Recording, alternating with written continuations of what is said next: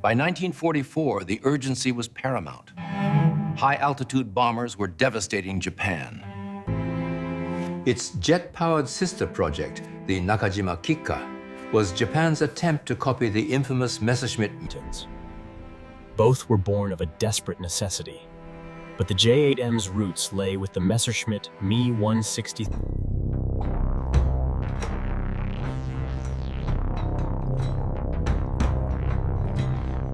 But much of that vital data, including the core secrets of the engine's chemistry, was lost when the submarine was intercepted.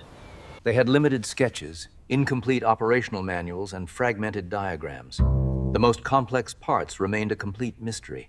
Yet, under immense pressure, the engineers at Mitsubishi were forced to reverse engineer the plane, relying on pure necessity and ingenuity. Aerodynamically, the design was remarkably solid. The engineers had successfully replicated the Komet's fundamental form. It was beautiful. But the most critical part, the complex chemical turbopump required for the highly volatile Tokuro II engine, remained fatally flawed.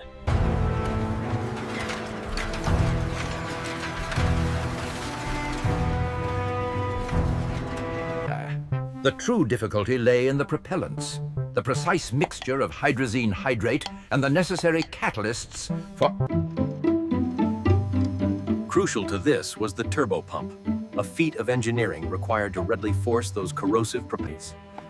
With the critical specifications lost, the Japanese had to substitute materials and simplify the design, resulting in... The amount of propellant required was staggering.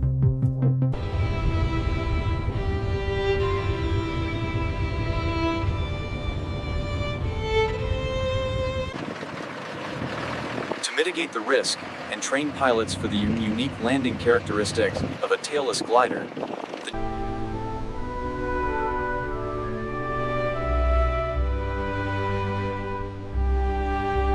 Despite the engine setbacks, the production of the airframes continued at a desperate pace. The military demanded the J8M, regardless of the mechanical realities.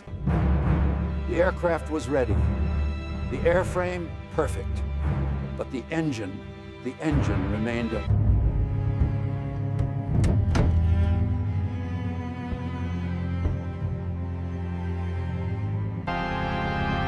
The first static firing tests of the Tokuro II engine were not merely technical milestones.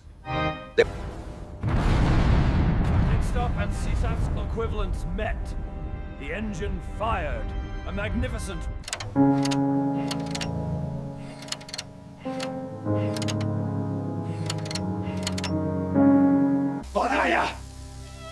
This forced a technical deadlock.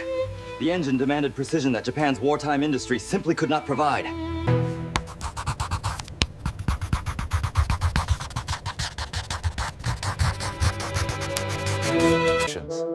This radical concept demanded radical training. They needed a dual-control trainer, not just for gliding, but... The tandem cockpit was critical. Landing the rocket plane without power, essentially a controlled crash, was The aircraft landed on simple retractable skid, requiring the pilot to glide to a dead stop. Precision was everything. We analyzed the physics, the chemistry, the failure, but we must never forget the sheer...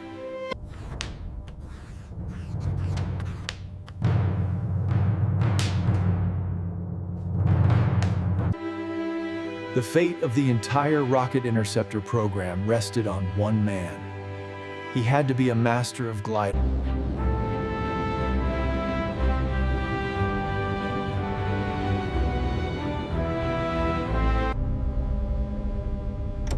Before the fatal flight, Inuzuka conducted his pre-flight checks with meticulous ritual. The twin lines carried the propellants that would violently ignite on contact. The integrity of the...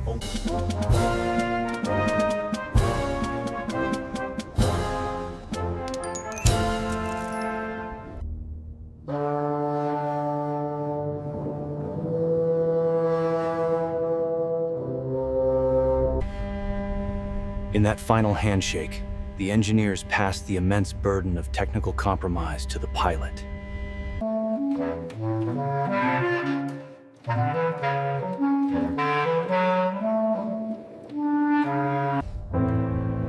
With a final, conscious movement, Inuzuka pushed the throttle forward, engaging the volatile, unreliable pump. The wheels began to turn, faster and faster. There was no turning back. The J8M. Ignition! The Tokoro 2 fired. The speed was breathtaking. The climb was near vertical. Unimpeded by technical flaws, the Shusui devoured altitude. The pilot, Inuzuka.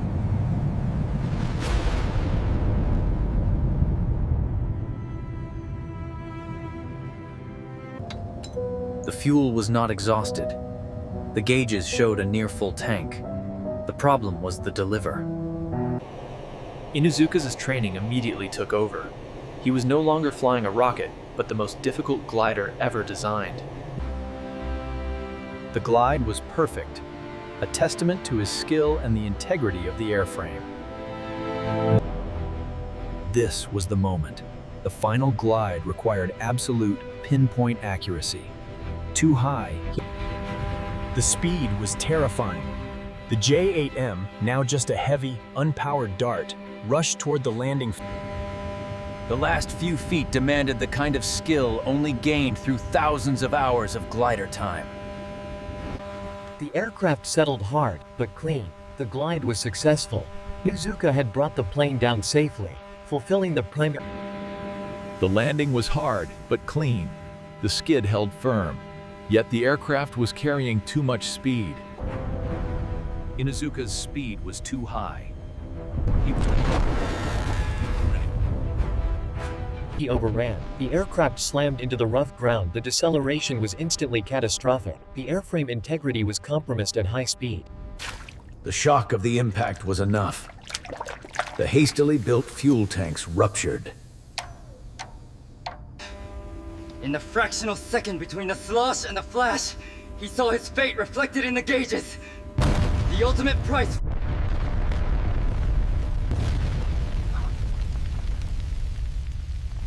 The explosion followed.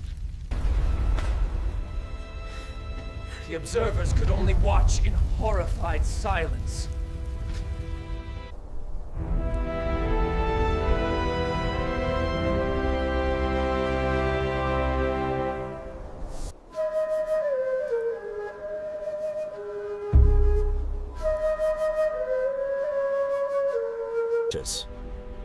Even today, a scar remains.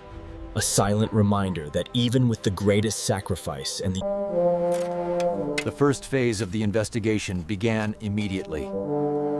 Every piece of twisted metal. The engineers soon confirmed their deepest fears. Fragments of the turbopump housing. The issue was not the ignition itself, but the pump's inability to maintain the precise, high-pressure flow needed.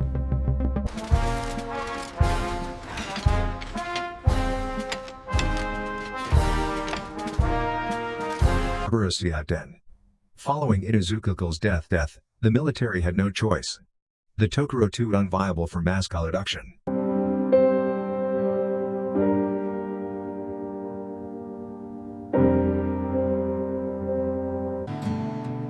The only element of the program that proved safe and viable was the airframe.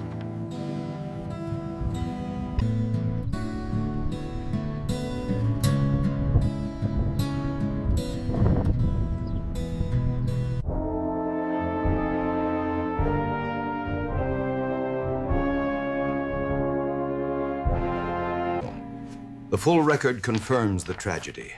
A design that demanded the impossible, a pilot who delivered the impossible. The engineers knew the Tokoro 2 was dead. In a desperate pivot, they frantically explored alternative power. The logical, albeit delayed, solution was clear. Abandon the volatile chemicals and shift to jet power. But resources were already desperately thin. The materials, the manpower.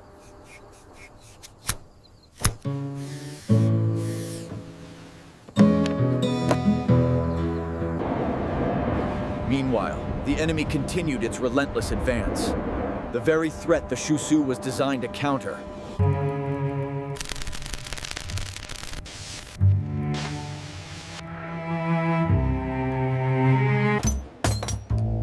Work stopped instantly.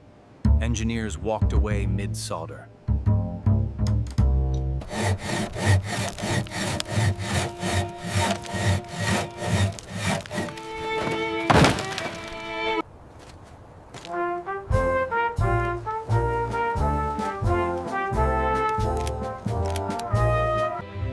The J8M was a product of desperation, a copy of a concept flawed by the limitations of its copyist. Miraculously, one prototype survived the destruction. Hidden away in a warehouse, it escaped the Allied man. It was shipped immediately to the United States for technical analysis. The failure of the Shusui became paradoxical. Today, the sole surviving Shusui rests in America, its final resting place. The post-war analysis revealed the core truth. The failure was a technical inch lost. The